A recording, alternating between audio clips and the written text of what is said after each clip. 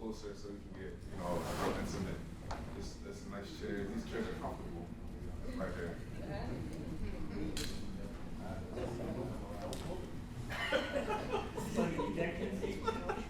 You gotta go out the window.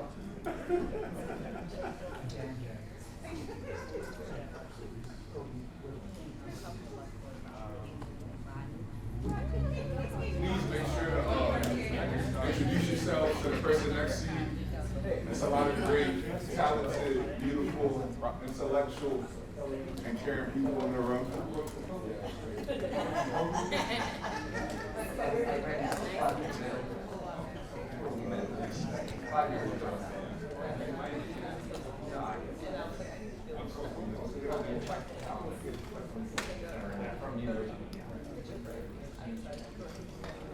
The road not taken. Two roads diverged in the yellow wood, and sorry I could not travel both. And be one traveler long I stood, and looked down one as far as I could toward vents and the undergrowth. Then took the other as just as fair, and having perhaps the better claim, because it was grassy and wanted weird. Though, as for that, the passing there had warned them really about the same. And both that morning equally lay in leaves no step had trodden black. Oh, I kept the first for another day, yet knowing how way leads on to way, I doubted if I should ever come back. I shall be telling this with a sigh, somewhere ages and ages hence. Two roads diverged in a wood, and I took the one less traveled by, and that has made all the difference. I would like to, first of all, thank you all for being there, for coming.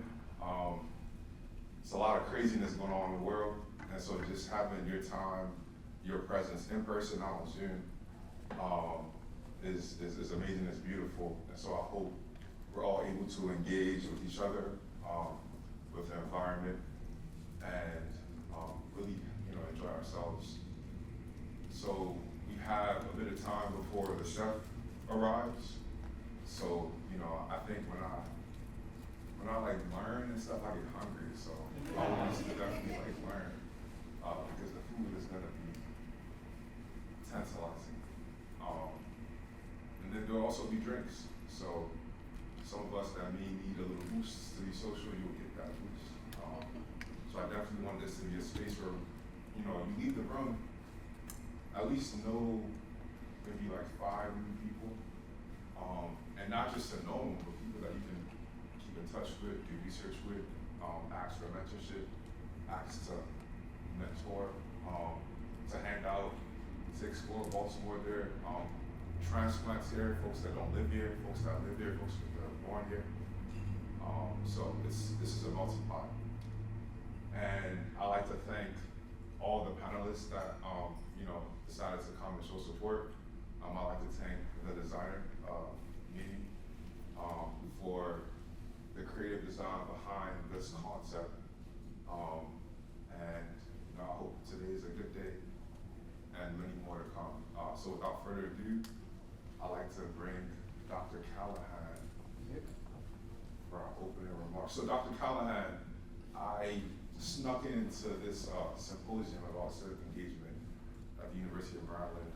Bill Jordan, who's the vice president, was speaking, and Dr. Callahan came up and gave this presentation that, I was like, I really like this, because a lot of people talk about Baltimore and talk about redlining, but the way he did it, it was very creative. It was very personable, right? So he wasn't really speaking at you. He was speaking to himself, but with us. And I wanted him, to help this sort of set the stage and the frame. In equity work, we usually start with a land acknowledgement. So to me, this is almost like a land acknowledgement of Baltimore. So I'll let him take the floor. Thank you. Privileged to be here. It really is. Thank you. First off, on behalf of the university, I'm one of the professors at the medical school. On behalf of the university, I guess I'm the representative, and some of us are representatives of the university. Welcome. It's a privilege to have you in a building that's almost completely brand new. So we're very, very fortunate to have you here, and I'm fortunate to be able to open up. I mean, I would love to do this for 2 hours, but he gave me 15 minutes.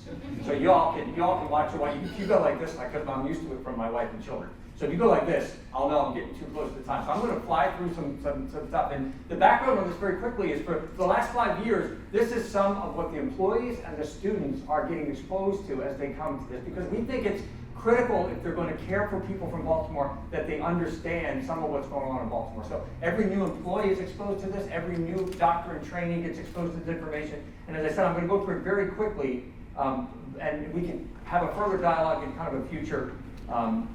Yeah, I just went past that very quickly. All models are wrong, some are useful. So this is a model, and there are things that are consistent with, are completely consistent with it, and then other things I think.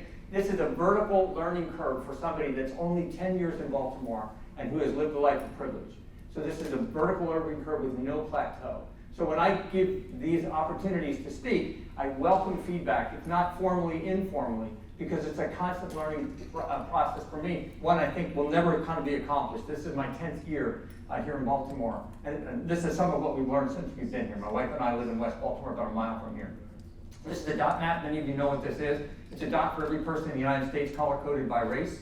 Blue is white or European American. The green is black or African American. The red is Asian American. The orangish color is Hispanic American, Latinx, Spanish-speaking population. The beauty of this 2010 map is you can zoom in on any place in the country. This is what Baltimore looks like. I know many of you know this already. Again, the white is European American. The green is black or African American. The reddish in the middle, you can see the homeland campus of Hopkins, where now students are. This is from 2010, and when you update it to 2020, you add a number of different racial groups. This has made it a little bit more complex, but you see the same pattern that we see all along. This map was the first thing that struck me when I came here as the Vice President of Population Health at the Medical Center and now involved in community health, because from that field perspective, this map predicts any health outcome in Baltimore. So if you want to understand Baltimore, you want to understand the health outcomes, you need to understand and take a look at this map. And we'll go through a couple of these things very quickly. This is where Professor Brown from Morgan developed the idea of the black butterfly and the white Elle. It came from this dot map and his exposure to the dot map. And he was one of the first people to point out that there are two Baltimores.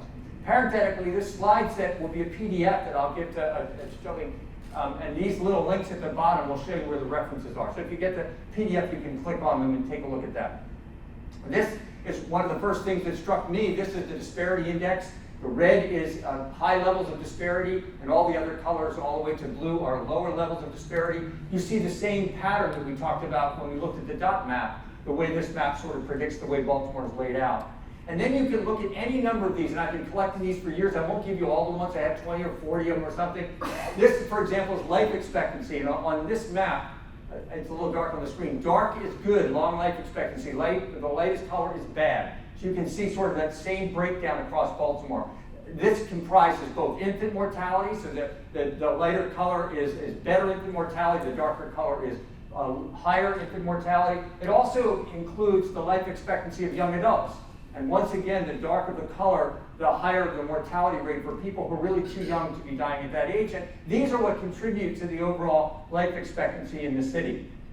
There's a lot of factors that go into that, and that injuries from firearms as a public health issue. You can see this heat map, and then subsequent maps of each consecutive year. This is a heat map from 2011 to 2015. And these maps have been replicated. This is a more recent one in the New York Times that just shows where death from violence is happening across the city.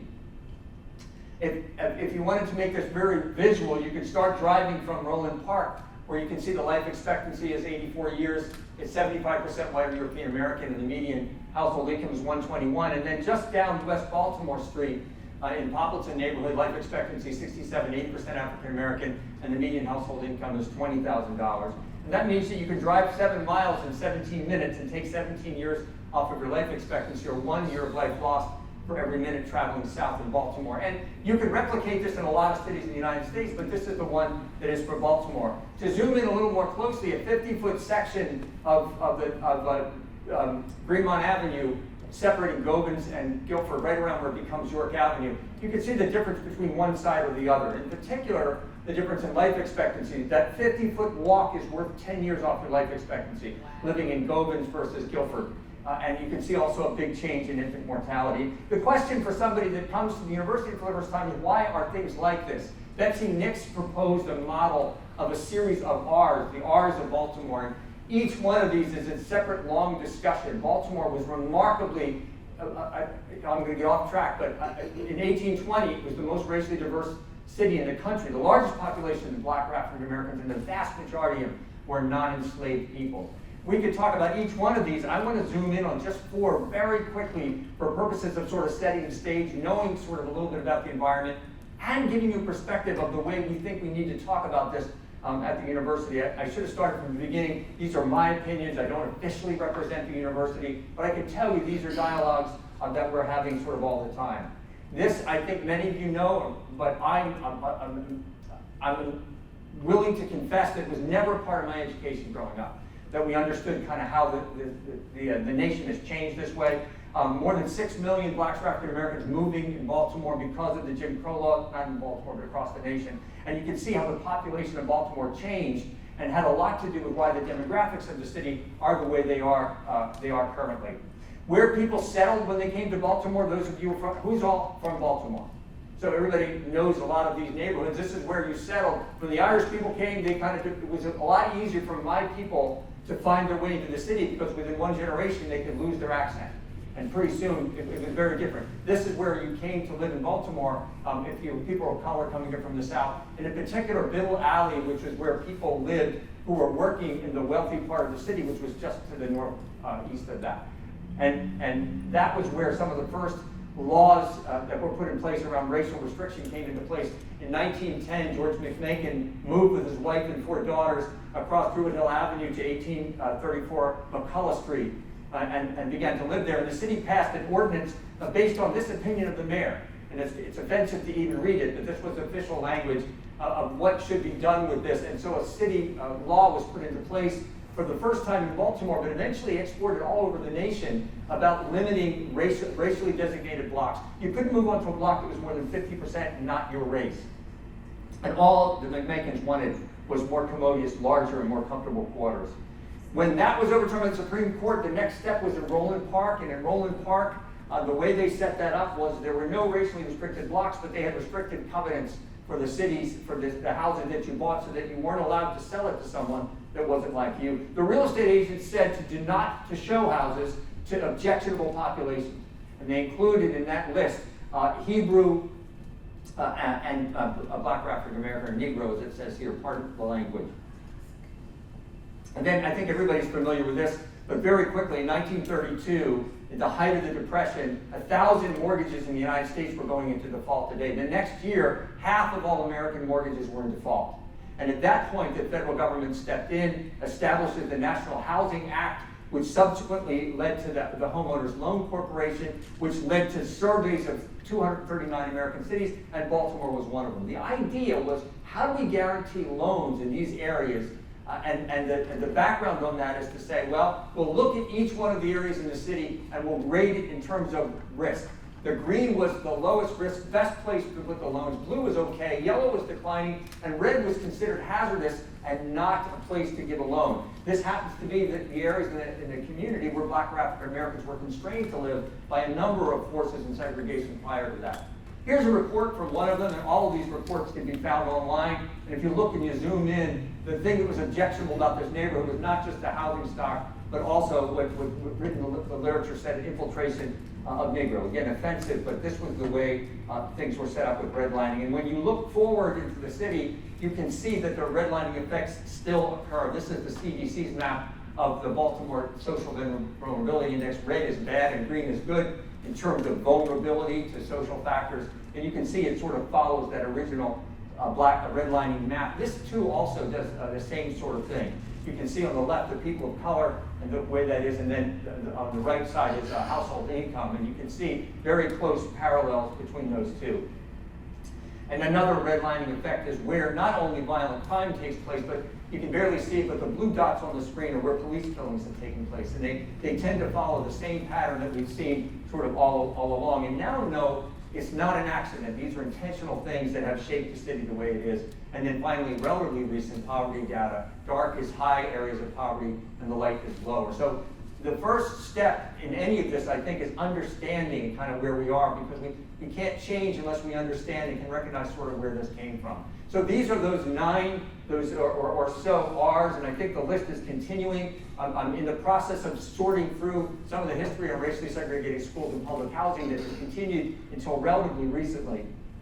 And then just one very quick note, since we're sitting on MLK. MLK is one of these unique things that's called a vacuum border that separates 2 parts of the city. And you can see the yellow line on both these maps. The left is the racial distance and the right is income. And so Martin Luther King Boulevard, which is 1.5 miles long, but it's 180 feet wide. And ask anyone who's tried to navigate with a walker, it takes you 2 or 3 lights to get across. And it's not an accident.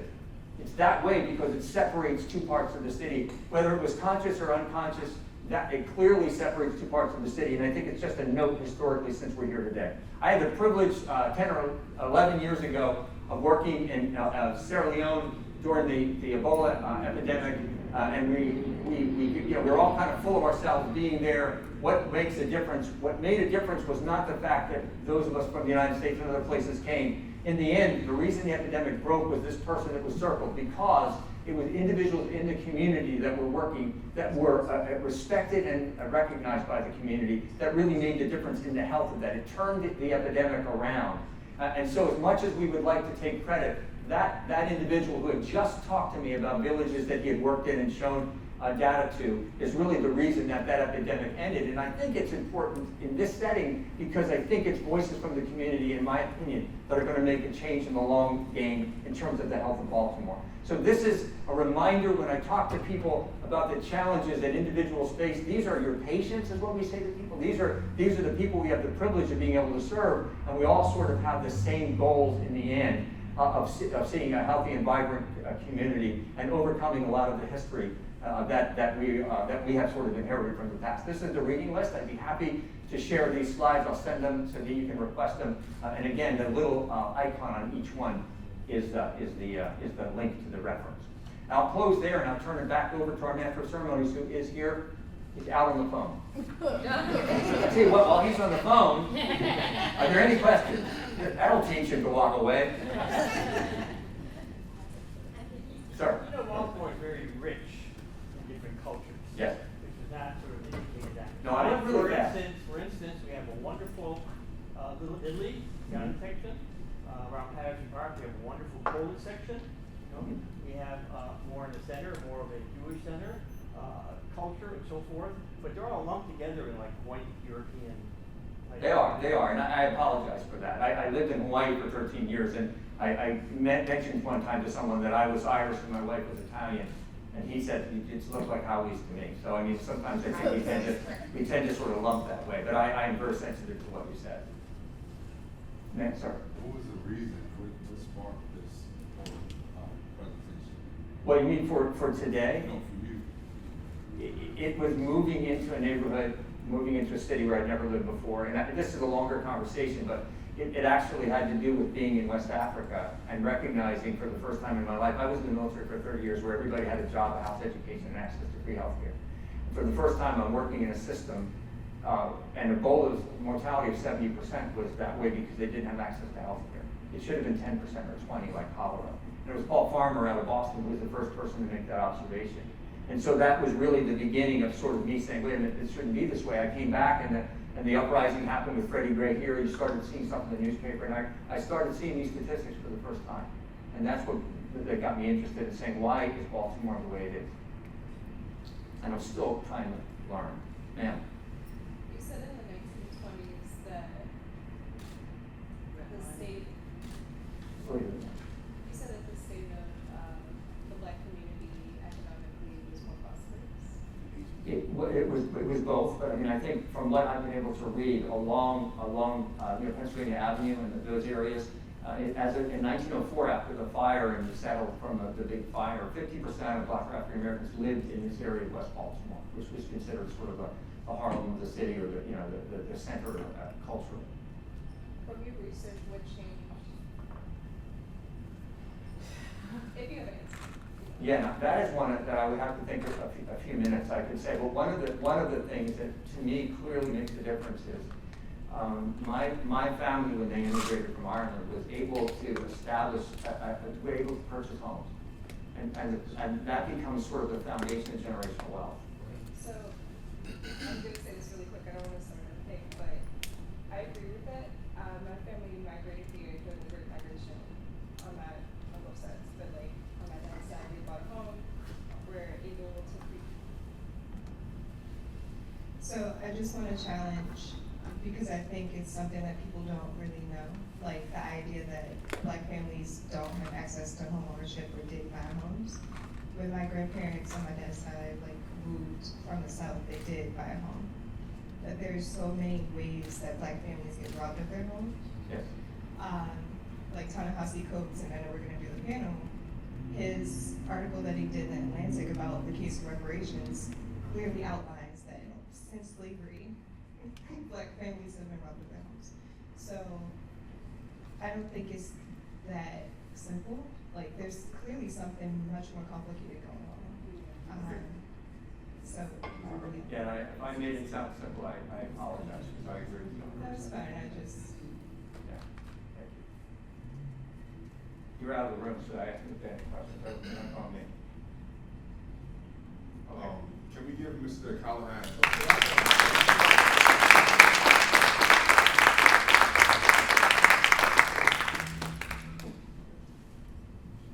So, I'd like to call up the first panelists for the first panel. So, Taija, Naomi, Shauntee, moderator, Alex, Drew, Jewel, Irvin.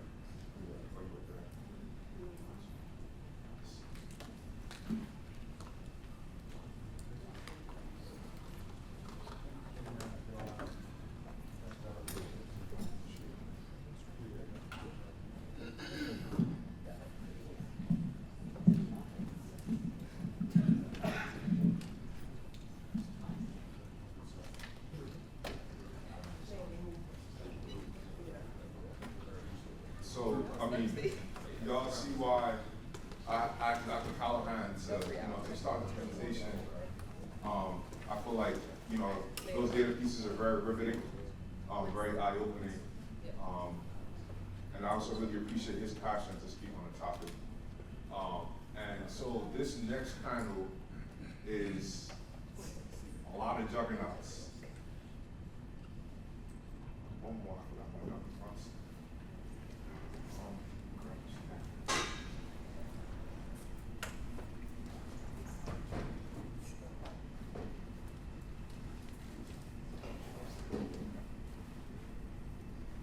While he's doing that, could we have the name match the people? Because we don't know which people you want. Yeah. We'll do introductions. Okay. But I was at a summer business academy, sort of like interest weekend at Cary in downtown, and I met Alex.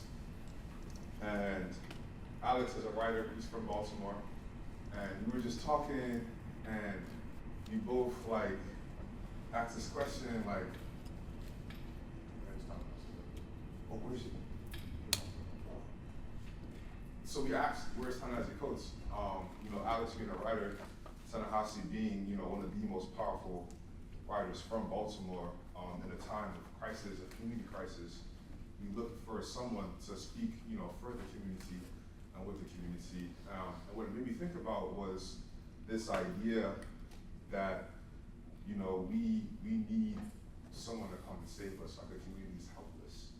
And that, to me, is a fallacy in mindset that many people that control big business in Baltimore have, as if the youth in Baltimore are helpless and need saving, as if we don't have the access to nurture leaders in our community. And so I wanted to host a panel that had a lot of heroes. And so, I'll allow Alex to start us off with introductions. Right. So if we can go from, I guess we can start on this end. And if you guys could introduce yourselves, like you said, match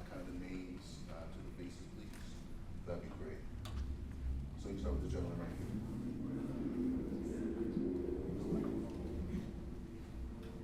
Good afternoon, hope everyone's well. I'm Derrell Brunson. I serve with Leaders of Tomorrow Youth Center.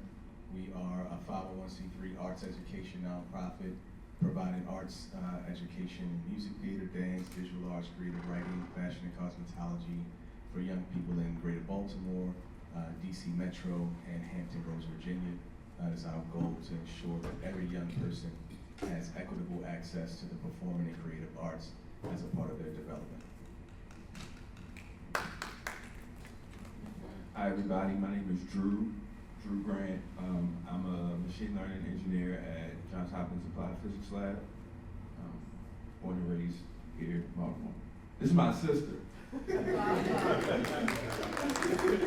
Hi everyone, I'm Drew Grant. I'm his sister. I am a graduate student at Bloomberg School of Public Health, Johns Hopkins. I particularly research air pollution and environmental justice, and I'm from Baltimore. And I also have asthma, so that is the driving factor of my research as well. Thank you. Well, I'm not in the same group of juggernauts at this table. At least I don't feel that way. I'm Shauntee Daniels. I'm the executive director with the Baltimore National Heritage Area. And I think the reason why I was invited here is because I have an interest in the history of Baltimore. That's what we do. We preserve the history and the culture for visitors. One thing that everybody wants to say is for heritage tourism. However, it's not about tourism that matters as much to me. That is what I have to do on the front side, is tell my funders it's about tourism, but really what it's about the people that live here and about knowing your history. So if you don't know where you came from, you don't know where you're going. And I realize that a lot of people that live here, they have no idea of the amount of history in this community, in this city, and how this city really was the juggernaut, if you want to say, for the rest of this country. And everything that kind of like made America what it is, some of it started right here in Baltimore. So I think that young people need to be proudful of where they're from. Good afternoon. Good afternoon, everyone. I'm Irvin Lewis. I am the business developer with Express Employment Professionals. And what we are a woman-owned, black-owned, service-disabled, veteran-owned staffing agency, talent acquisition and recruiting, doing our part for social and economic justice in the city. Hi everybody, my name is Naomi Winston. I am the founder and CEO of the Creative Representation Empire, which is an educational resource company that specializes in community curated coloring books and programs. I'm originally from Thibodeau, Louisiana, so the reflections about how long-term disenfranchisement of Black and brown communities is also very personal to me. I grew up down the street from the plantations that my ancestors were enslaved on, so I take a lot of real personal care to that. I've been in Baltimore for the last 3 years, and I couldn't imagine living anywhere else. I've deeply fallen in love with the people and the community in the city, and I'm honored to be on this panel. Thank you for loving the city. My name is Taija Thomas. I am the founder of a content marketing company called Illustrious Collective, and the co-chair of the Mid-Atlantic Fashion Council. As I shared just a little bit earlier, my family migrated from the South during the Great Migration, and both my grandparents, both of my dad's parents, went into fashion. My grandmother was a seamstress back when there used to be manufacturing plants here, and my grandfather, his very first job ever was moving textile at one of the fashion companies. And so we've started the Mid-Atlantic Fashion Council because there's so much talent here. I'm pretty sure everybody knows a church auntie who can like dress down. I'm pretty sure everyone knows like really stylish teenagers, but don't necessarily have a place to go where they can fully express their artistry, but more importantly, make that a sustainable income for themselves. So because my grandparents did buy a home, they were able to set up a legacy where my older cousins in my cohort were able to become artists and entrepreneurs and make $1 million, but they had to move out of the city. So I was the one, I was like, okay, I want to stay here, but I'm going to make money here. And Baltimore, unfortunately, is one of the cities where artists get paid the least. And so we are looking to do something about that. So, thank you.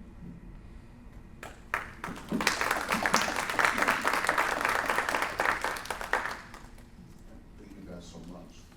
Is this Yeah. on? Yeah. Okay, I'm also just gonna project as well.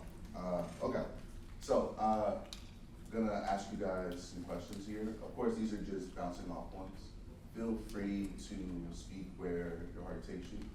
You know, you guys are all very diverse professionals, certainly not from one aspect or even from one place. So I'm very excited to kind of hear where your thoughts take you as well. So while speaking, okay, at Hopkins, he spoke about this idea of where is Ta-Nehisi Coates, where are these heroes, right? And we spoke about the byline of this panel. We spoke about the heroism instilled in our Buildings Roman. Now, Buildings Roman is this novel concept of coming of age. It's both physiological as well as emotional and spiritual.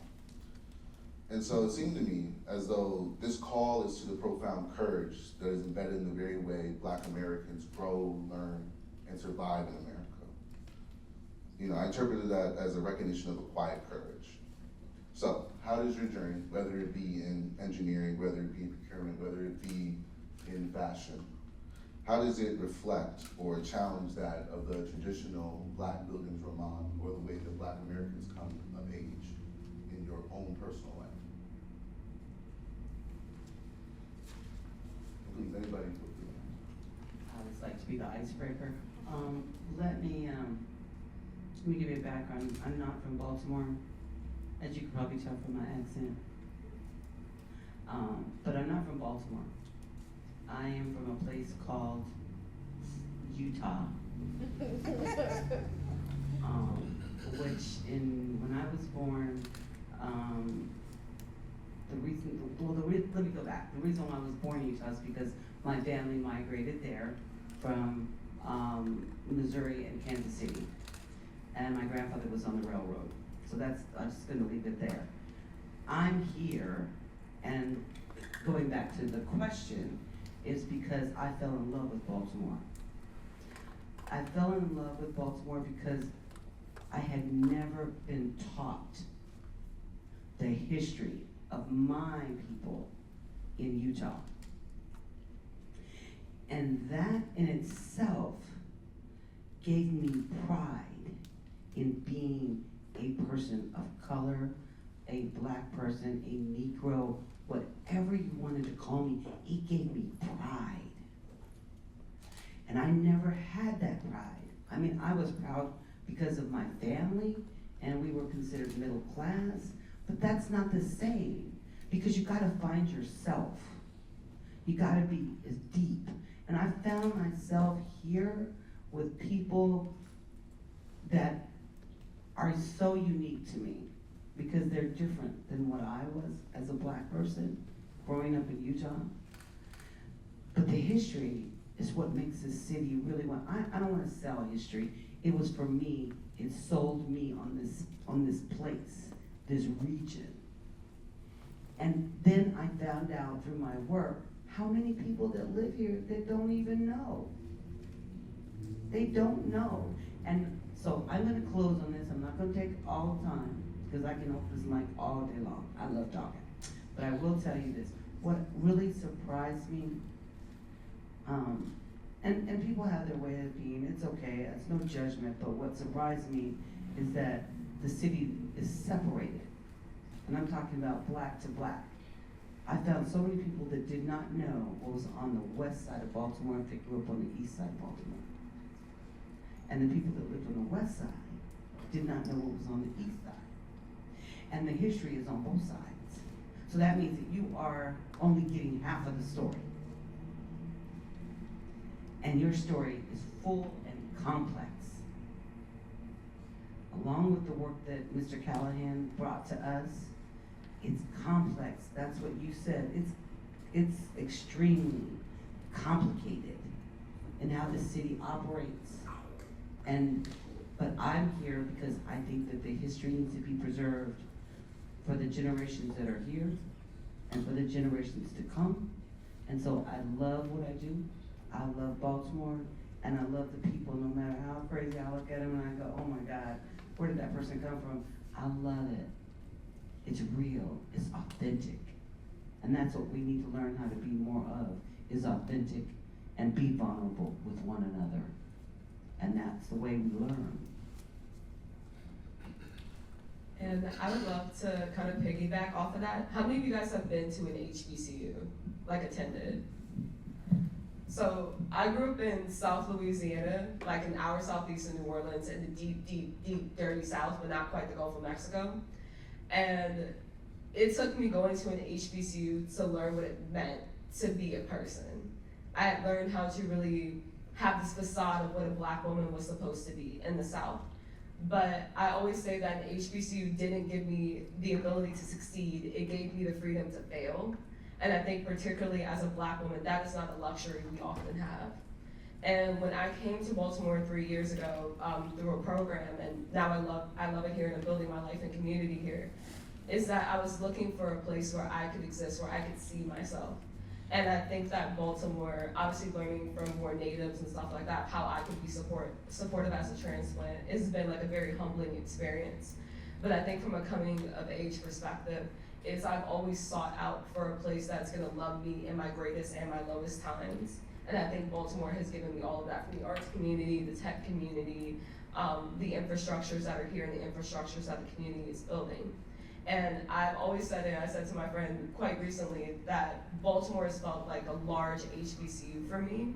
And I love it, like there's clubs everywhere, you know, there's people that, you know, there's the mean girls, there's great people, it's all of it. It's very encompassing of what freedom to exist feels like as a Black person, especially as a Black queer woman. And I'm very grateful for everything that Baltimore has given. And I think that a part of my work in doing my coloring books is all of my coloring books are curated from real images and real stories. And one of the projects that I'm working on right now is helping a community of kids experiencing homelessness in Highlandtown to tell their stories and the importance of knowing that you're important. And I think that part of my coming of age story has been able to see these kids and see these community in Baltimore I've grown to love so deeply grow up and become everything that it's really meant to be. I like to say that my work takes the loneliness out of childhood and understanding what that means by creating physical manifestations of the community that people might not have, or they cannot see, or they cannot feel because they're not ready to do that, or they don't have that available to them. And so obviously, I love Baltimore. I love Baltimore. I'm the biggest advocate. I've gotten 6 people to move here. So honestly, City of Baltimore needs to hire me for marketing purposes. I was like, yeah. But like end all be all, Baltimore has been a place where I can fail and where I've seen Black people in a position of power who are capable of helping. There has not been one person I've reached out to in Baltimore that has not been willing to give me a helping hand. And it's beautiful to feel that experience in a whole city rather than just a school. So, yes. So I'm a Baltimore boy, born and raised, East Baltimore Flag House Projects. East Baltimore Flag House Project. So, and I identify with what you said about, you know, that divide between the East and the West. My first time leaving Baltimore was because of my uncle. He was actually drafted into the NBA by the Boston Celtics.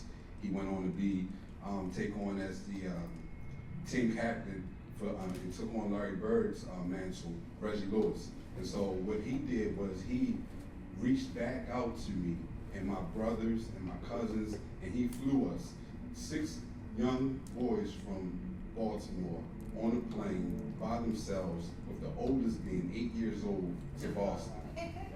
He flew us to Boston. And those memories, I mean, it'll be 32 years that he passed away tragically at 27 due to a heart issue.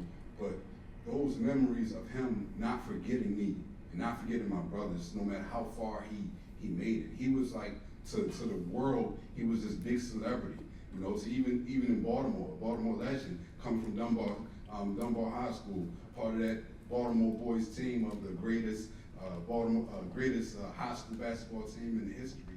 He was a part of that, but no matter how far he got, he never forgot me. So my coming of age moment, and as it relates to my city, was me going through my trials and tribulations and issues with the penal system and struggling to find a job, to finally getting my chance to join this construction company that did not look like my community, but had one of the biggest contracts in my community.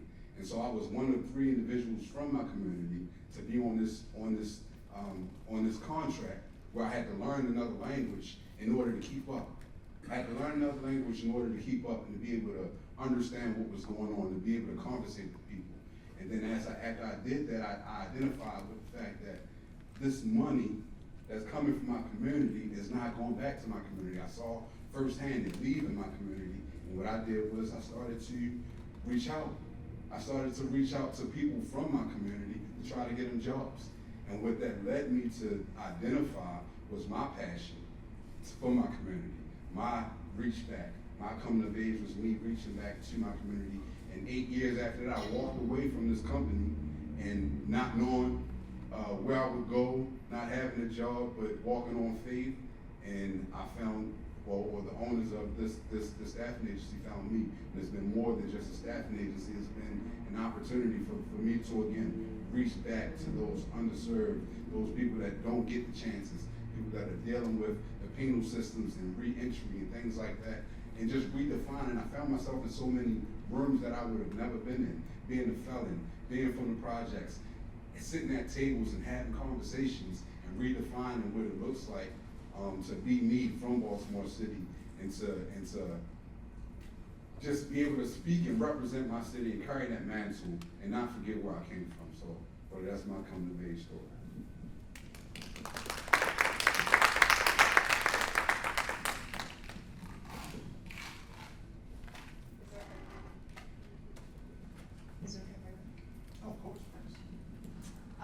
I'll try to keep it brief, but my coming of age story is all kinds of crazy, but it's beautiful. Yeah, like, I think I was in high school and my mother was like, I remember when you were like 5 and I had to go in the crack house to get you. I was like, wait. So I think I've had the privilege of experiencing like all of the Baltimores, Black Baltimore. Like, my mother's parents lived in a housing project.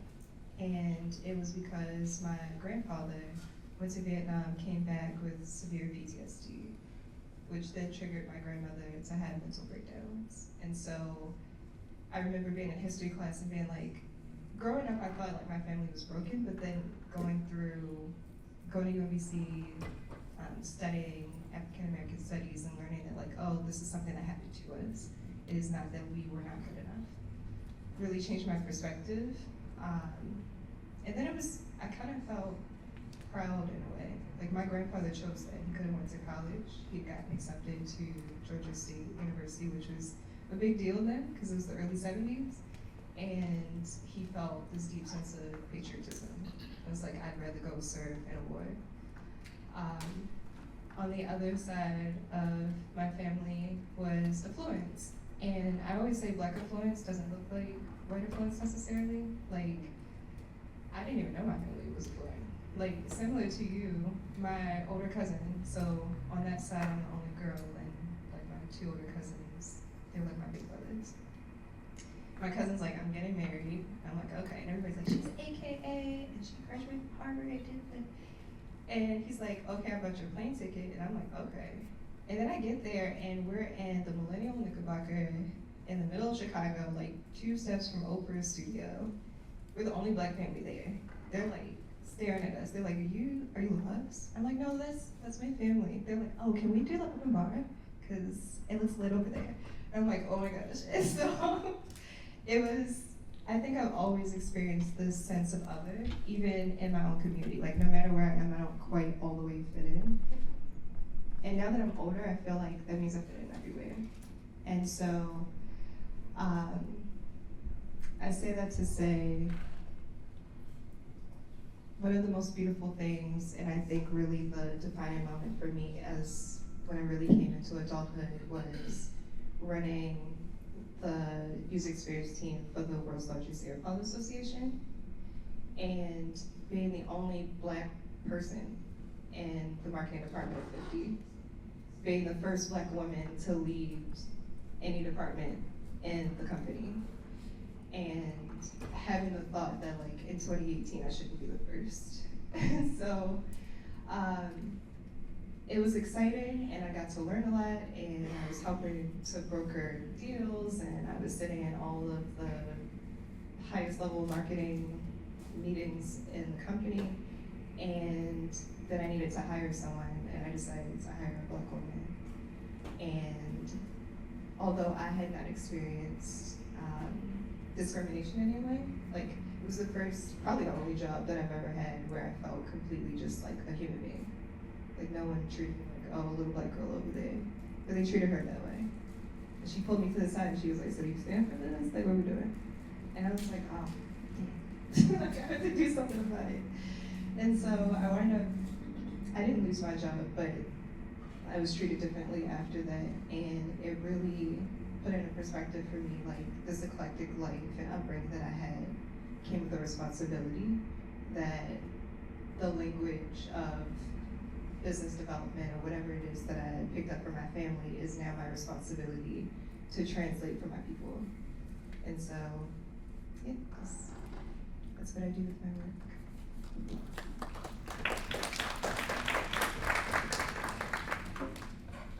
So, from a couple of you guys here, I heard a specific kind of theme, I guess, and I should say it was your turning point. You know, a specific point in your life where you began to embrace this kind of fire, courage, and believe in yourself. And I understand some of you guys already spoke to it, but just hearing from the other people on the panel, what was the turning point in your life that kind of got you started on this journey today here on this panel?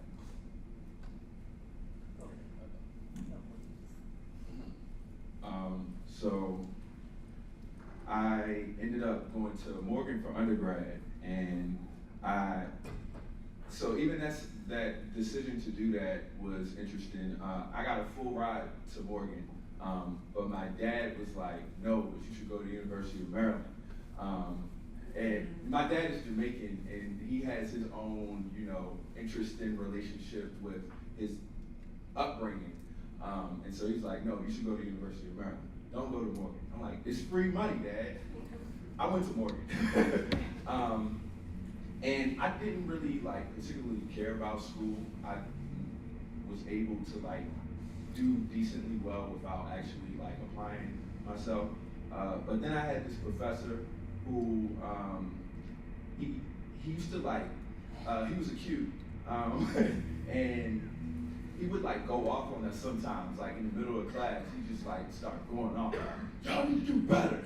Man, that's ridiculous. And I love this guy. So one day he does one of those angry tirades, and in it he's like, y'all need to dream bigger.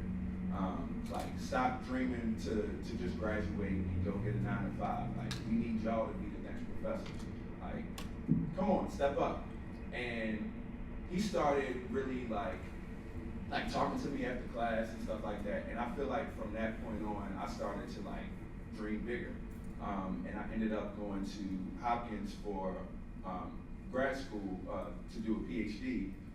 And I feel that's where a lot of things really hit the fan. That sort of, community they had at Morgan that I was so used to and accustomed to, where professors would come up to me and oh, you did this wrong. Are you having some issues with this? Completely different. And also just being able to relate to so many people, completely different. I don't know if anybody has seen Wicked, but the main character, she's green, and wherever she goes, people are and that's dramatic to say it was like that at Hopkins, but basically, and then in the ways it manifests from students versus professors, basically. And so I think it was really a culture shock, and for maybe the first 2 to 3 years, I started to feel what everybody seemed to want to make me feel, that I didn't belong. And then there was a period after that where I'm really stubborn. I don't like to lose, and so I was just battling with myself throughout all of this, and finally I was able to like get some success, and I just ran with that. And I just would tell myself over and over again, like, you know, you deserve to be here. You know, you can do it just like anybody else can do it. And I feel like things really took a turning point at some point where stuff finally started working. And I think, in a way, it was kind of, I like described it like my villain origin story, because like, that people have this thing that they say about like, you know, you gotta tap into your white man confidence. And that's what I did. Like, even 9 times out of 10, I know what I'm talking about, because everybody's gonna ask me why, explain it deeper. But like, even when I don't, I'm gonna try, you know? Like, I'm not gonna be afraid to like go out there and be like, you know, I think this is why. And then next thing you know, it makes sense. So I feel like that experience for me really cultivated that like, who I am today, for better or worse. Yeah. So for me, when I was in high school, I had an internship with IMET, University of Maryland, and I was looking at the Baltimore Harbor. I was in high school, like I said, I was a senior. Everybody else in the program about to graduate from college or in their second year of college. So I was scared. I was like, oh my goodness, and everybody was not from Baltimore. I was the only one from Baltimore. These are people that wanted to do work on Baltimore. They wanted to get publications. They wanted to do their research so they could just like kind of put on their resume that they've done work on Baltimore. Like they would share like, oh, I'm really interested in looking at the Baltimore Harbor. But then we would talk and they'd be like, the Baltimore Harbor is dirty. The Baltimore Harbor is this, like Baltimore is terrible. The Wire. And I'm just like, how can you say you want to do this research on things that you don't actually care about? And I kind of found that as I went through life, like undergrad, I went to Loyola. There were a bunch of people from different areas coming to so I do environmental health engineering. I don't know if I said that. But there are a bunch of people coming from different areas that want to share insights about urban forestry. They want to look at different types of things in Baltimore, but they have no real commitment to Baltimore. So it kind of pushed me to stop, like stop. We cannot be making publications, we cannot be going to conferences, we cannot be sharing these insights about Baltimore. We don't actually really care about it.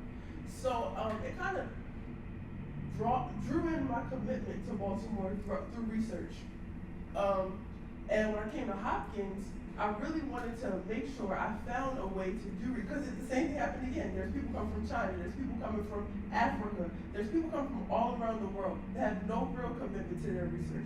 So I wanted to make sure that when I came to Hopkins, that we were gonna look at my community, we were gonna share this, we were gonna get into the nitty gritty, and we were gonna use community-based research to really let the people use their voices and to have research that's actually driven to make a change in the community. Because there was a lot of people that would say that Hopkins uses individuals in the community as a science project. And it doesn't go beyond that, they just collect data on them. And then that's it. You're not gonna say that about me. So for me, just like these different stages of being in like academic areas and just seeing how people just want to do research. But what are you doing the research for? It really pushed me to figure out ways in which I can step in these spaces and I can say like, I'm from this community. You need to do this. I'm from this community. How are you gonna go about this after you've published this? How are you gonna go about this after you've gotten your funds? So I'll just leave it there.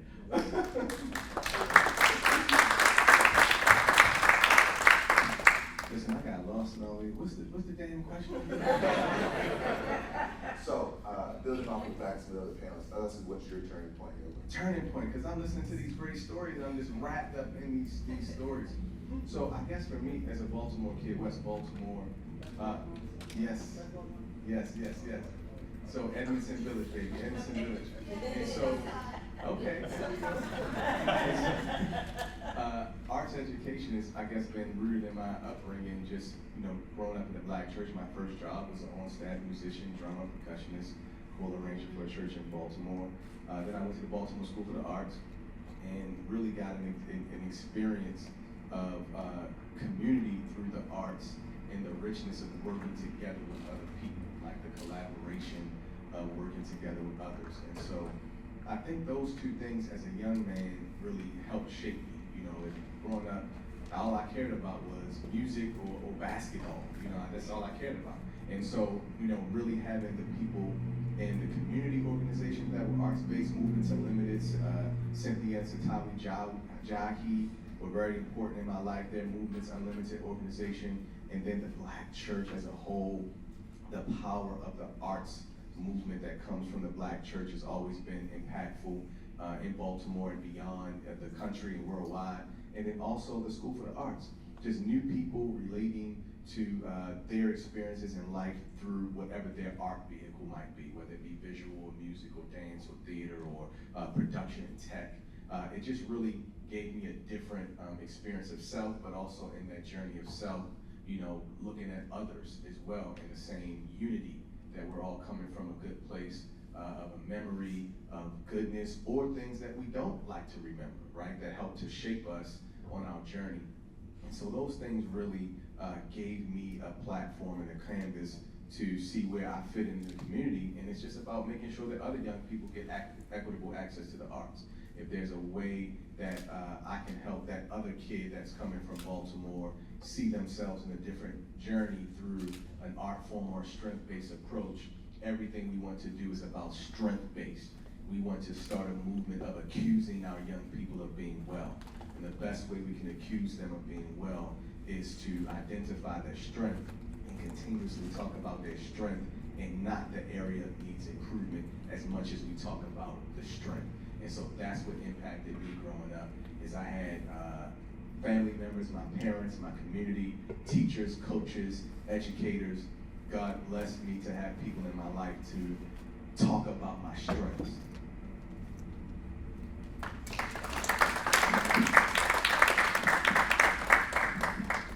And so, over here, you guys talking about this impact. I hear you guys, you talking about the tuning movement and how it's caused this movement.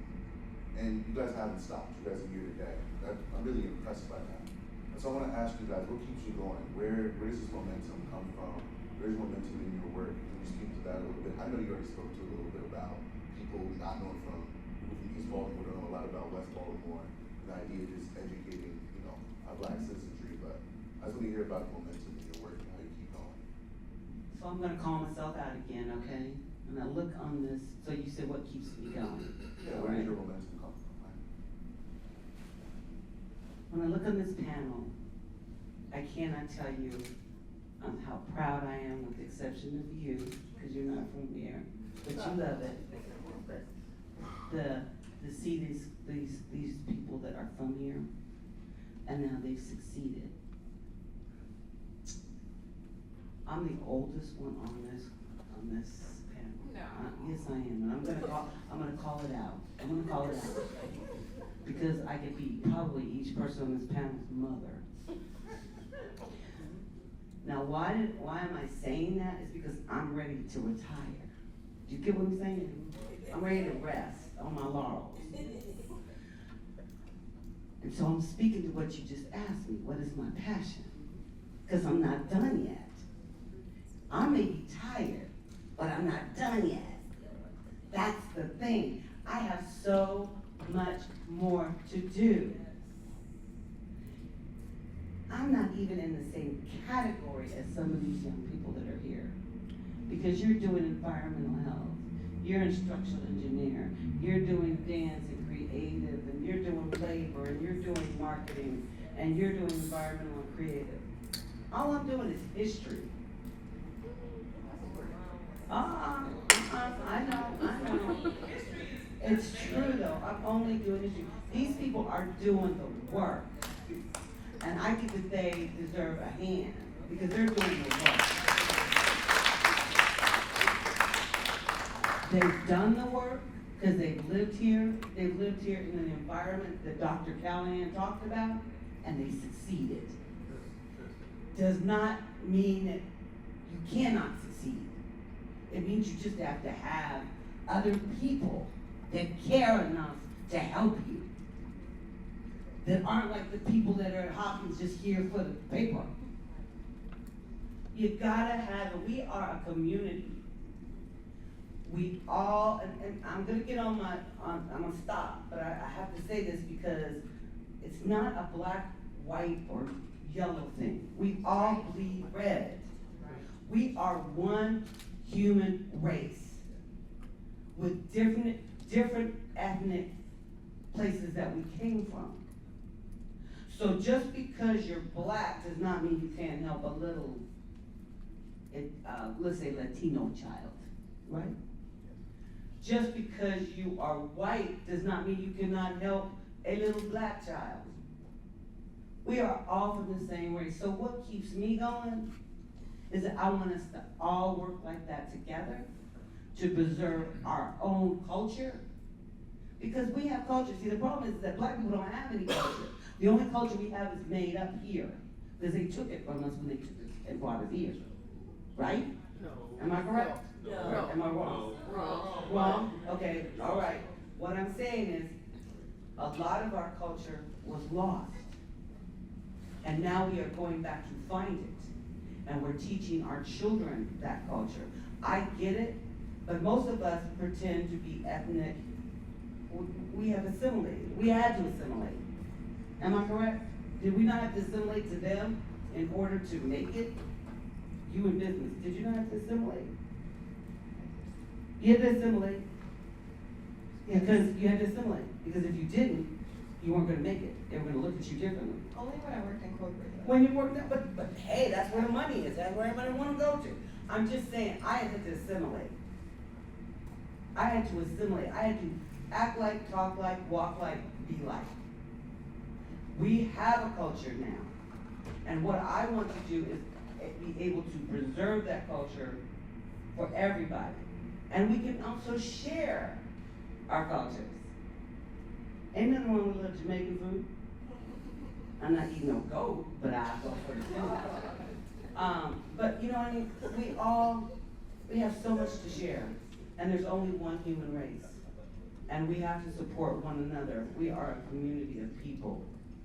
We're not a community of others. We are a community of people. And we have to look back and see where we came from, how you got there, and then you pick up somebody and you drag them with you.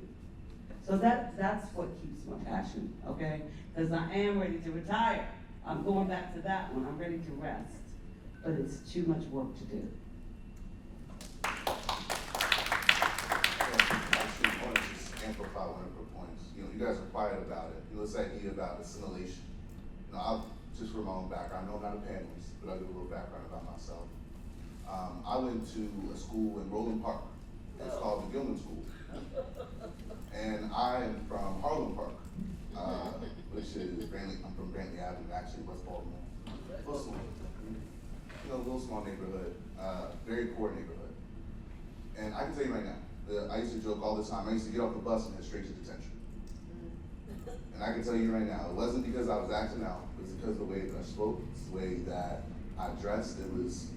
They had a little something to say about every single thing that I had to do. And so I began to speak in a certain way. I began to think in a certain way. And of course I began to assimilate. And that's the case for many Black Americans. Each of us here today are dressed in suits. I don't remember us wearing that in Africa. So I don't want to talk about too much about assimilation, acting like you're not hearing around. Because it's absolutely true. Okay? I just wanted to leave you hanging. There's a certain generation that has to assimilate. The younger people today, they don't care.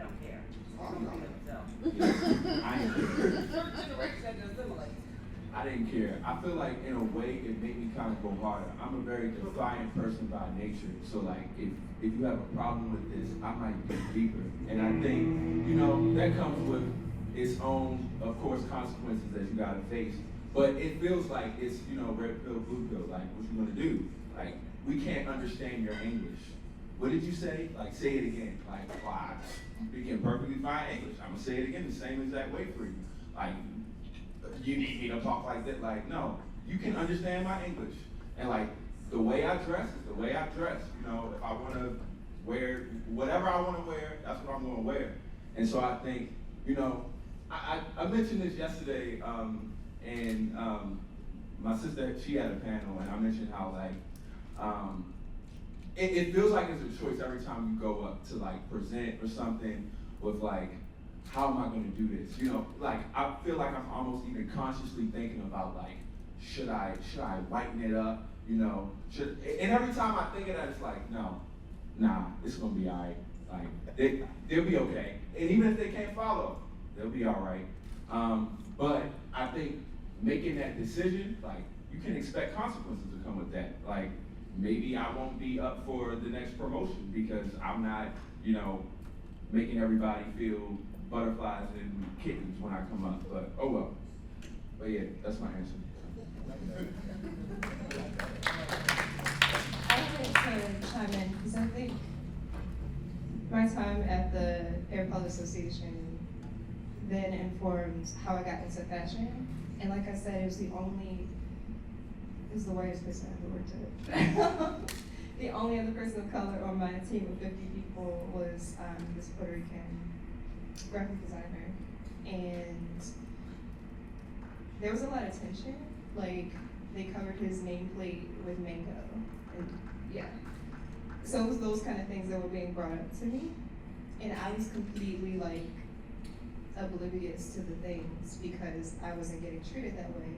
But it was because I had worked at Marriott International. I had led a Marriott Awards team. I had all this intellectual knowledge that the company wanted. And so they were like, treat her really well, give her what she wants. And I was like, oh, this is so great here. I love it here. So I had to assimilate to a certain point, but they gave me so many luxuries. Like, I wore my hair natural. I dressed really feminine in a very masculine industry. I mean, air pilots are mainly men, and tech, mainly men. And they were like, okay, with the heels and the lipstick. And I was like, I mean, I had to feel some type of comfort in doing the work if I was always gonna be, to your point, questioned about every decision that I made, or why was I given the biggest project, or whatever it was. And so that then informed when I got into fashion.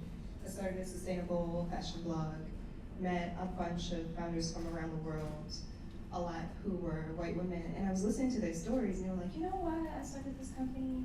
Because I was working in corporate, and I was like, fuck them, excuse my language. Like, and I was like, you know what, me too, girl. And I realized, like, we were the same people. Like, from the vegan food, I'm not vegan, I'm pescatarian, but I understand. I was like, I get it, I understand you wanna eat clean food, I understand that you don't want chemicals in your body. I understand that you care about environmental justice.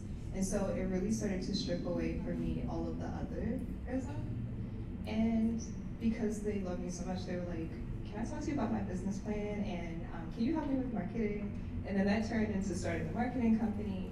And so I really wanted to bring all of that knowledge and excitement and belief in yourself that I felt as I talked to these women around the world, because they were so steeped in their fashion communities. Like, having a strong community is everything. The answer to what keeps me going is community. It's the fact that, you know, if I'm working with a girl or woman in New York, she has a whole community to support her in fashion. If I'm working with someone in LA, same thing. If I'm working with someone in Atlanta, same thing.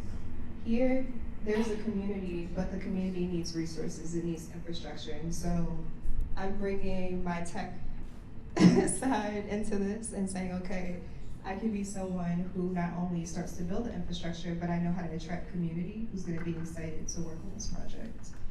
And so, I don't know that, I know, you know, I might get like in trouble for saying this, but for every bad thing, there's a good thing too. And so, yeah, the underside of assimilation is potentially lost, or is loss of identity. It is feeling like you are not good enough.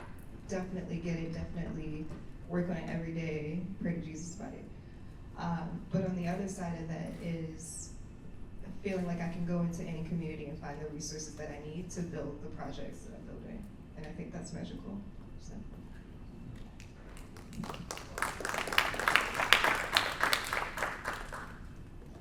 I have a very quick story, and then I'll get to the point. How many of you guys have ever read The Scarlet Letter? So in high school, once again in my very predominantly white town in the South, we read The Scarlet Letter, and each one of us had to create a letter on our chest about what we felt like our biggest flaw was. And I was 16 and hormonal and mean to everyone, so I put anger. I thought anger issues were my biggest flaw. And every single one of my white teachers all put aggressive. And I remember the weight of that on my chest for years, only being 16, 17 years old.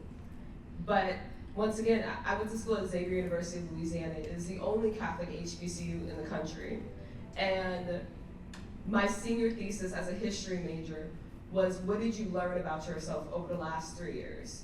Not what you learned in class, what did you learn about yourself? And I remember that the last line of my paper said, I learned that I was never aggressive. I was a Black girl who was taking up too much space in a place that was not prepared to give me the grace to grow and to thrive. And over the past 6 years, I have published 15 books, with 37 more coming in the next 5 years. And thank you. I have impacted over 20,000 youth across 5 different countries through my work and through the things that we're gonna be doing in the future. And I will never forget that 4 years ago, a father sent me a 2-page long review about a coloring book that he bought for his son, Black Men Are the Future. And that's when I used to write handwritten letters in every single book. And I remember that the little boy's name was Soul. And I said that I may not understand how you feel as a Black man, but I love you all the same. And I know that the world that you were gonna create is gonna be bright just like your name. And I ended up having a FaceTime call with the kid. We had a Zoom. I still keep up with the kid. He's like in the stop motion and stuff now. And that was 4 years ago. And there are 15,000, 20,000 of those stories from across the world because of our work and because of my books and the things that we're gonna do in the future. And I think that's what keeps me motivated, is that being Black, being brown, being queer, being a woman, being a human being can be a very lonely existence. And if I can make a child feel like they belong, that they are there somewhere for a reason, that they have a purpose in the world, then that's my life work every single day, is to remind people that there's a purpose, that we all exist here. And I think that even furthermore, a part about the assimilation, I do think, obviously growing up in the South, it's an unfortunate necessity.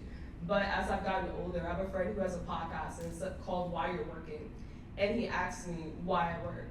And I said, I work to give other Black and brown people the permission to exist, that they can see different possibilities for their life. If you would have told 17-year-old me I was gonna be making coloring books for a living, I promise you, I was going for the presidency at that time. So I would not have believed you.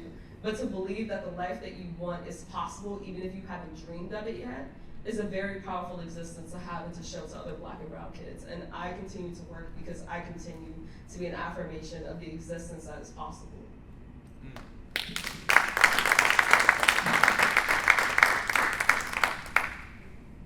Now, I'll be just quick. So to answer your question personally, what I'm driven by is to be a vehicle of change. We all are here because of individuals who decided to be a vehicle of change. I know, given my story, my history, and my struggles, someone gave me a yes. I took 1,000 no's, trying to find a job, trying to living with my mother in the basement, 25,000 in arrears and child support, license suspended, so suspended I had to go get another one. But it took for somebody to give me a yes to be my vehicle of change. And when they gave me that yes, they didn't know that they didn't change just me, they changed my legacy. They helped change my family, because I was a representative of a family. They helped me change a lot of generational curses or generational patterns that had been going and running rampant within my own family. And so what that did was, what I then decided to do is I wanted to be that same vehicle of change.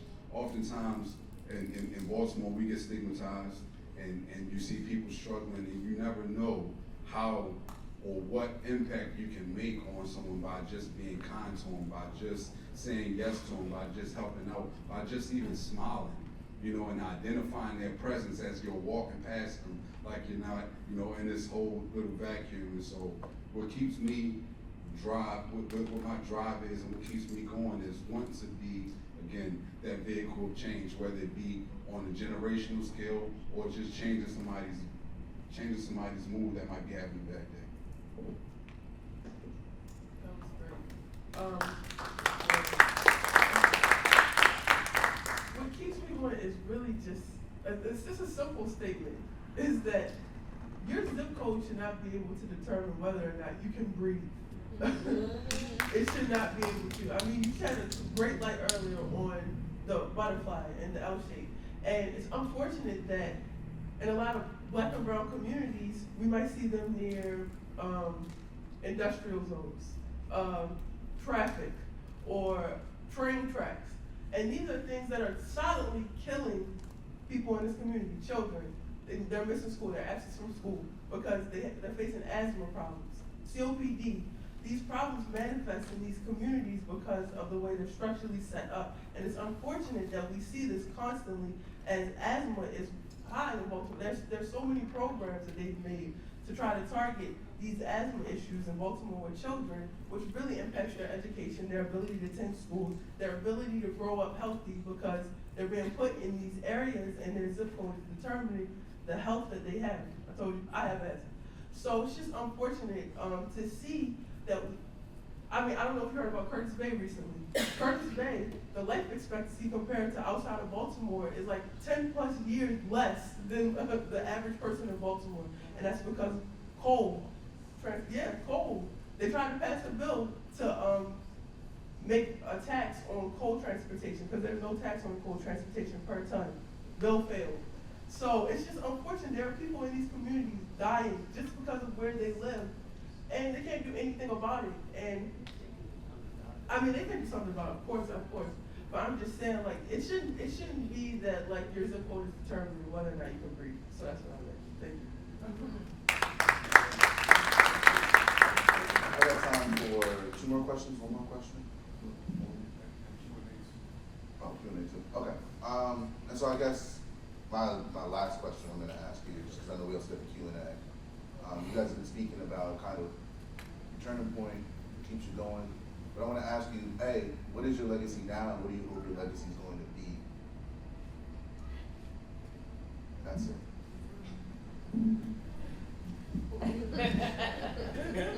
That's hard because, what I do is I don't have my own organization.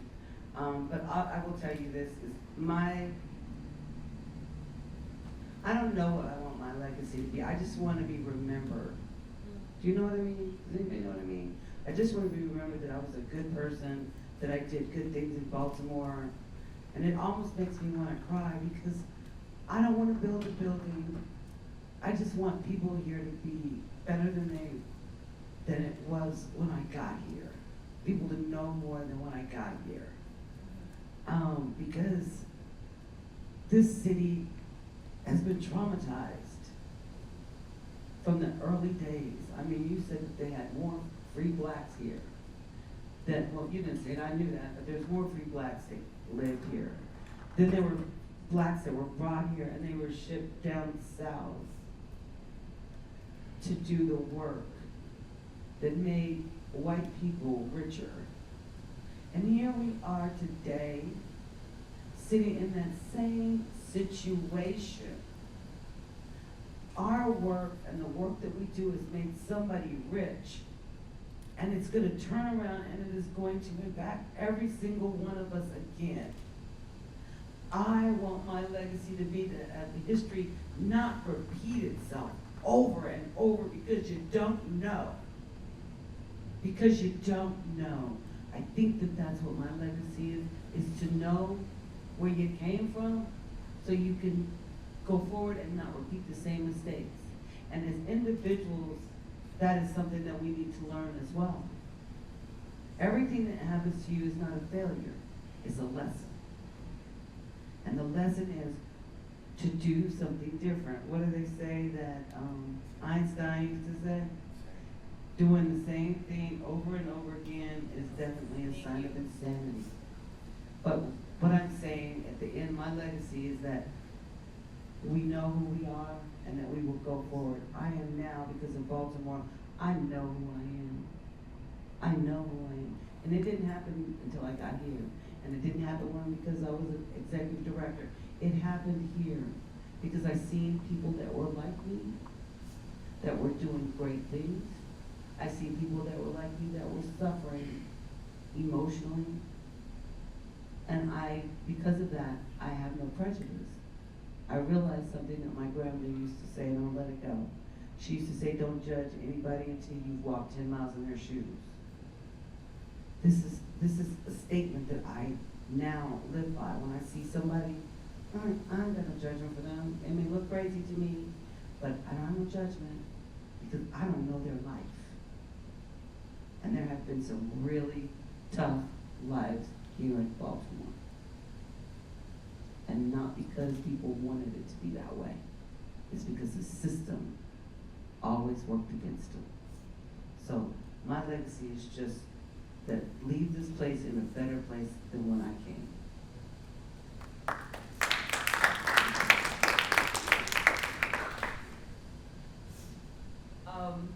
A little radical, but I want my legacy to be that the world is a little bit warmer, kinder, and brighter because of all the systems we burned down. I want kids fed, I want them educated, but more importantly, I think that there is something that we all probably grew up with, which is to not see color, and it's my least favorite saying of all time, because we don't see color, we don't see differences, we don't see beauty, we don't see diversity, and that's what makes us so much stronger. There are dying languages, there are dying people and cultural practices that we are losing every single day because we're not seeing the color, we're not seeing the worth and the historical preservation of those practices. I want to leave the world where kids are more educated, where they are a lot less lonely, and that these systems that have crushed so many of us for so long no longer exist. Their infrastructures, their foundations are cracked and dismantled. I want glass ceilings shattered, where kids forget what it looks like to look up and see glass, period. I want the complete dismantlement of everything that's ever held a Black or brown child, woman, whoever back. And that's the legacy that I want to live. That if I do not do that in my lifetime, that I inspire the next 1,000 kids to do that. And my legacy will be them.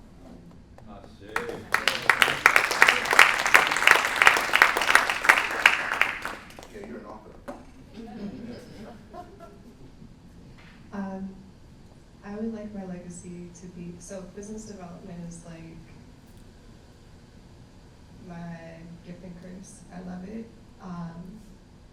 But sometimes it can be heavy. Anyways, I say that to say, I remember last year I was listening to The Souls of Black Folk, because I like audiobooks, and I'd read it in college, and I was listening to it again now as a 30-something, and it hit different. And for me, the part where W.E. Du Bois talks about, after Reconstruction, this rise of essentially nonprofit, what created the nonprofit, I'm losing it, sorry. Industrial complex, thank you. And it came from the money from the Freedmen's Bureau going to the Republicans at the time instead of to the free blacks like it was supposed to. And so we see that legacy really strong here in Baltimore, where if you want to create economic sustainability for yourself, for your community, most Black companies that do well, not gonna say all, but most of the ones, especially that I've engaged with as clients for marketing services, have had to go to the government in some form or fashion in order to really build up their businesses economically. And that isn't technically a necessity. It's great, but I think it also creates a lot of dependencies. And so I would love to see my legacy be to show more Black entrepreneurs, to create a space where business infrastructures can be sound in their own right, and be able to scale and really create true economic power, market share. We always talk about the fact that the Black business or the Black dollar is worth over $1 trillion in the market, and why is it that our neighborhoods look like this? It's because money doesn't circulate, and we know that. But what that really means is, if I'm a business owner I need to do business with Naomi in order for us to both be able to employ people in our community. If I barely have enough money to like just pay my staff, I'm also not gonna pay her too. And so a lot of times when people get grant funding or whatever it is, the way that they spend that funding is restricted based on whoever gave them that money. And so it makes it really difficult to do business to business when that's so essential for the welfare of our neighborhood. So when I asked earlier the question of like, why is Baltimore so different than it was in the 20s? A lot of it is the entrepreneur vehicle was really centered in the arts and entertainment community, where we could move that money freely, and now it's very tied up. And so I would love to see that change. I'm hoping that through the Fashion Council, that we can be just one of the solutions to being able to bring back a large arts infrastructure, but a community thriving, we already know this, is really steeped in their arts and culture. And so I don't want Black kids to think that if they are interested in arts, that that is not important. It's actually like maybe the most important. I started in tech in engineering and decided to still come back to the arts because it was the only place where I could be fully myself and still make money. I didn't have to do any assimilation. Actually, me being fully me is why I'm even sitting up here. So.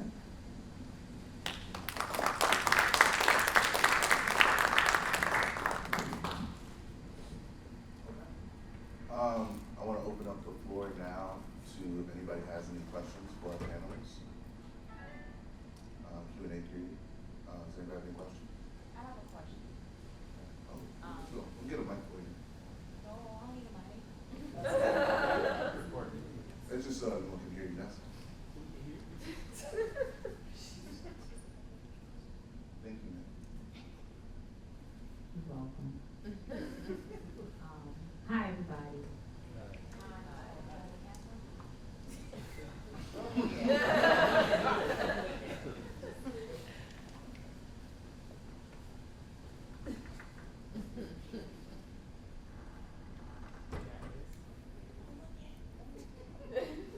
I have a question. Y'all, you spoke to the question that he was asking. I'm asking y'all to be transparent. I'm asking you to put down the titles, the labels, and when you look in the mirror, you told us how you got where you got. You told us how you got there. You told us all that. When you look in the mirror, to that young person that will come up to you tomorrow and say, I can't, right? When you look in the mirror, what do you see that you can share with that young person? Not that, because you don't always feel, we don't always feel, everybody don't always feel I can do it, I can make it, I can take it. What can you say to that young person that's on Emerson Avenue, that's in East Baltimore, that realistic young person, you know, what can you say to that young, because they're out there and they want to make it too. They want to make it, and you know, so what can you say to that young person that they won't give up?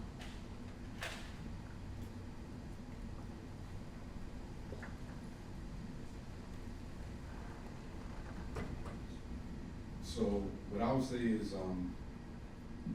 what I would do is I would put things in perspective, because I've fallen victim to judging myself and my level of success based on others around me. And so what I would encourage that young person to do is to identify the successes that they have on a daily basis. Start with that first. The way to get to those big mountains, or the way to eat an elephant, is one bite at a time.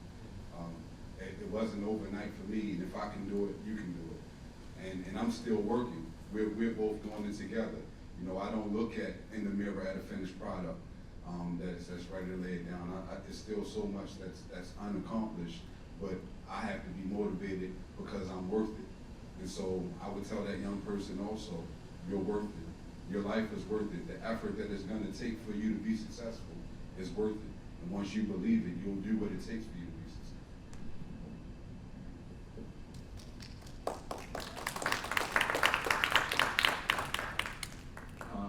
I'm not very inspirational, and so I feel like you started off with something that I lean into about like, you know, like the be real. So the real for me with that would be like, everybody has their gifts. Everybody has, you know, you have different attributes, different talents, and everyone can grow to a certain extent, but you can't grow in everything. And some people, things just don't come as natural for you. So I think I would probably like talk to them a little bit more about like trying to identify your strengths, not what you want them, what you want to do. Like, you know, I wanted to be an NBA player, but like I wasn't good enough. Like, and I think like there are limitations that sometimes go against our desires. But I think apart from all of that, everything costs. So like, you might not be naturally a gifted basketball player. Like, you might be 5'5", and like the odds of you being an NBA player at that point is really low. But like, you can work really hard, but that's gonna cost a lot. Like, not just the work and the time you're gonna put in, but like the emotional turmoil you're gonna experience doing that. And I would say like, you know, count the cost. Make sure this is what you really wanna do, and like, you know, assess, reassess, and constantly assess whether that's really what you want to do, and you can always pivot. And so I think, yeah, that would be my kind of advice for that.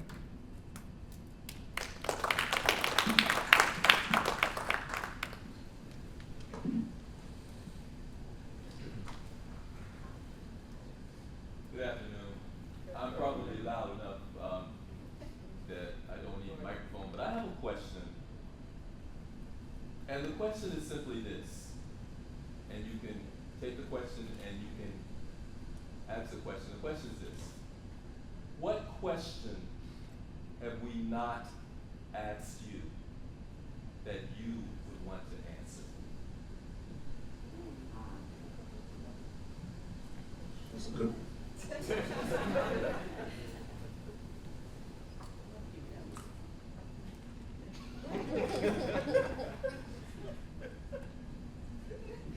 Well, you just blew everybody's head away up here, so I don't know. But I think the question is like, what made you think that you could sit up here and talk to you about what my legacy is?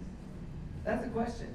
Because when I was invited, I was like, what am I gonna talk about? You know, I love to talk.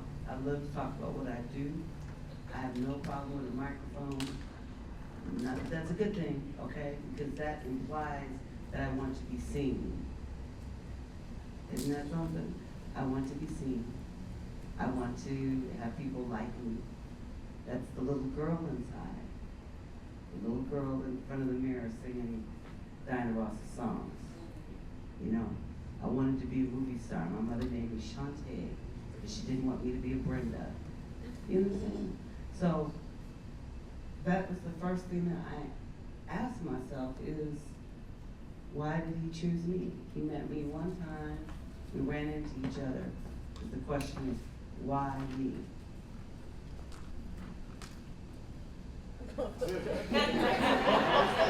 Everybody call that. You would follow that. I know you can. I also have a question. And I think this is like something that always comes up when it comes around like wellness. Like, what does it mean to like really dedicate yourself to community, and what do you need from yourself? And so I think a question I probably would have loved is like, what are tools that all of us can do every day to preserve for the long fight? Because this is a long generational fight. And I think personally for me is I spent all of last year focusing on one word, and that was balance. To find the balance between my passion for my community and find my balance for my humanity. I've always had this quote, and I've been using it since middle school, which is I would rather choke on greatness than nibble on mediocrity. And as a result of having that statement in my head for the last 10 years, it almost broke me because I thought that being broken meant if I wasn't broken, I wasn't breaking my back enough for the community. And I've learned recently that if I showcase that, then the kids that I hope to inspire to be an inspiration to, that's what I'm echoing to them. And so by finding balance in my own life, I'm encouraging them to find balance in their support of their community. So understanding tools that we can use to stay in the long fight.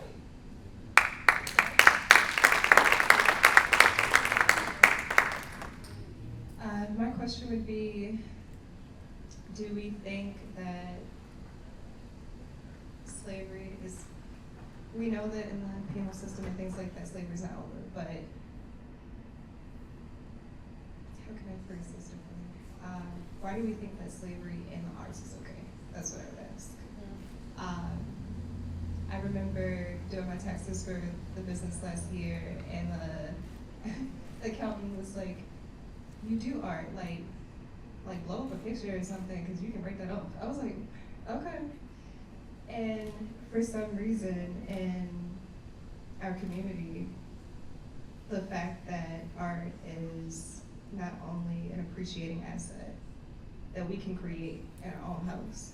Like, you can create some art and you can write that off in your taxes, right? But it is also something that, if you're really good at it, could make you a lot of money. Like, you could sell one piece of artwork for millions of dollars. And so, why is it that in the city, for Black and brown folks, we don't treat them as if the good that they produce is worth them being able to live a sustainable life? Why do they have to work another job or 2 or 3 jobs? Why do they, if they care so much about it and they're like, this is something that I'm gonna dedicate my life to, I'm not gonna quit.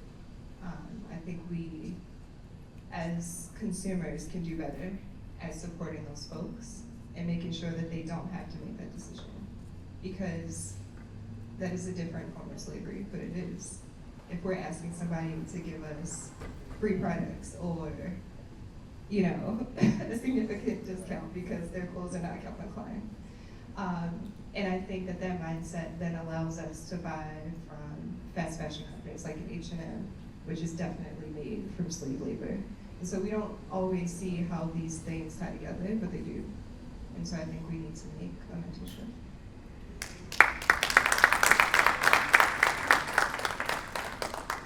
So, unfortunately, I know I have a few more questions, but we can have a round of applause for our panelists here.